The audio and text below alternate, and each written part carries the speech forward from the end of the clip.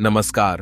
आपका स्वागत है हमारे चैनल पर। आज हम बात करेंगे ना प्रतिक्रिया देने की शक्ति और अपनी भावनाओं को कैसे नियंत्रित करें के बारे में। यह एक ऐसा विषय है जो हमारी मानसिक स्वास्थ्य और खुशी के लिए बहुत महत्वपूर्ण है। आपने कभी ऐसा महसूस किया है कि आपकी भावनाएं आपको नियंत्रित करती हैं और आप हर बात पर प्रतिक्रिया देते हैं, फिर बाद में पछताते हैं? क्या आप चाहते हैं कि आप अपने आप को शांत और संतुलित रख सकें, चाहे जीवन में कुछ भी हो? अगर हां, तो यह वीडियो आपके लिए है। इस वीडियो में हम गौतम बुद्ध की एक प्रेरणादायक कहानी सुनेंगे और उनके उपदेशों से सीखेंगे कि हम अपने आप को और अपनी प्रतिक्रियाओं को बेहतर समझ सकते हैं। हम आपको कुछ आसान और प्रभावी टिप्स और तकनीकें बताएंगे जिनका आप आज से ही इस्तेमाल कर सकते हैं, ताकि आप अपनी भावनाओं को नियंत्रित कर सकें और बुद्धिमानी से जवाब दे सकें।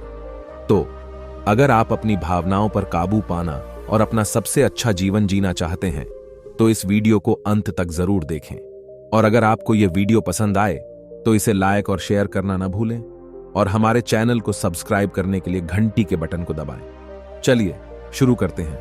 पहले हम यह समझेंगे कि ना प्रतिक्रिया देना का क्या मतलब है और इससे हमें कैसे फायदा होता है।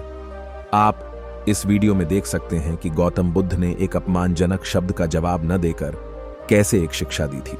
उन्होंने बताया कि जब हम किसी के द्वारा उत्तेजित होते हैं तो हम उनके वश में आ जाते हैं और अपना शांति और सम्मान खो देते हैं, लेकिन जब हम ना प्रतिक्रिया देते हैं तो हम अपने आप को बचाते हैं और उनके शब्दों को वापस भेज देते हैं। इससे हमारा मन शांत रहता है और हम अपने लक्ष्य पर ध्यान देते हैं। दूसरे, हम कुछ ऐसे तरीके जानेंगे जिनसे हम अपनी भावनाओं को नियंत्रित कर सकते हैं, जैसे सांस लेने के अभ्यास, ध्यान, डायरी लिखना, सकारात्मक आश्वासन या पेशेवर सहायता लेना। आप इस लेख में पढ़ सकते हैं कि इन तरीकों से आप अपने मन को शांत कर सकते हैं और अपनी भावनाओं को समझ सकते हैं। ये तरीके आपको अपने आप पर विश्वास दिलाएंगे और आपको अपने जीवन में बेहतर फैसले लेने में मदद करेंगे।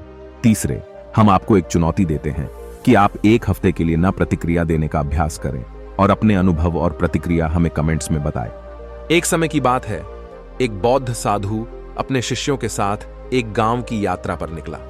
रास्ते में एक व्यक्ति ने उस साधु को धूप में बेहद असहिष्णुता के साथ बुरा कहा और उसे अपमानित किया। साधु शांति से उसके पास पहुंचा और उसने किसी प्रतिक्रिया का सामना नहीं किया। इससे उसके शिष्यों ने आश्चर्य की ओर दृष्टि की और वे पूछने लगे, गुरुदेव, आपको अपमान क्यों सहना पड़ा? साधु ने मुस्कुराते हुए कहा, बच्चों, हमें अपनी भावनाओं को नियंत्रित करना सीखना आवश्यक है। जब हम प्रतिक्रिया नहीं देते, हम अपनी शक्ति को बचाते हैं और अन्यों की नकारात्मकता को भी शांति से संभाल सकते हैं। उसने जोड़ी उठाई और कहा, जैसे कि वृक्ष वृद्धि करता है लेकिन हवा को भूलता है, हमें भी अपनी ऊर्जा को व्यर्थ में नहीं बर्बाद करने का प्रयास करना चाहिए।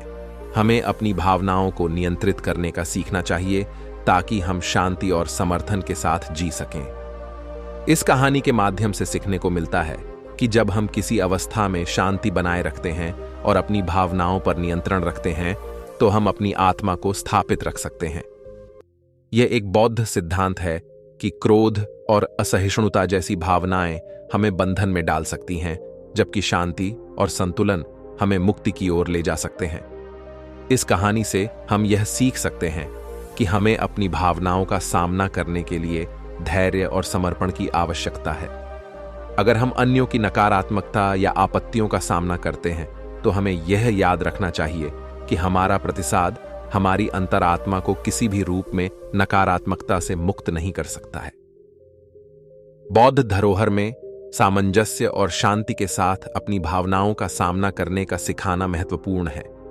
यह साधना आत्मा के साथ संबंधित है और हमें अधिक उदार और समर्थनशील बनाती है, जो जीवन को सकारात्मकता